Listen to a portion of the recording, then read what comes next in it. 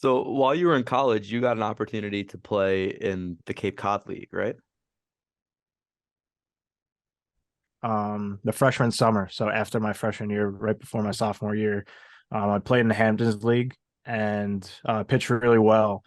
And Coach Blackmar, who was the head coach of St. John's at the time, his son was actually his son Ty, um, Yep. who played with us at St. John's, was actually on my team in the Hamptons League. And Coach Blackmar was at that last game of the season. And as soon as the game ended, he came up to me and said, "Hey, Alex, there's another week or so plus playoffs in the Cape Cod League. Do you want to go and play a little bit more?" And I said, "Absolutely." I knew, growing up, Cape Cod League was, the best of the best, and for it's hard enough for anyone to get in that league, but especially for a freshman. So no hesitations. I said yes. A couple days later, I drove up to Yarmouth Dennis YD. Crazy experience up there. This team was super talented. Our catcher is actually Jose Trevino, and we've been friends ever since. There we go. That's A awesome. bunch of big leaguers on that team in YD, and definitely some great memories, and definitely a great stepping stone to go into pro ball, because that's like a little taste of pro ball, with almost 90 or so percent of the players that play in that league end up being drafted. That's awesome, dude. I mean, you pretty much primed Trevino to start catching Wandy Peralta eventually. Got used to that lefty slot.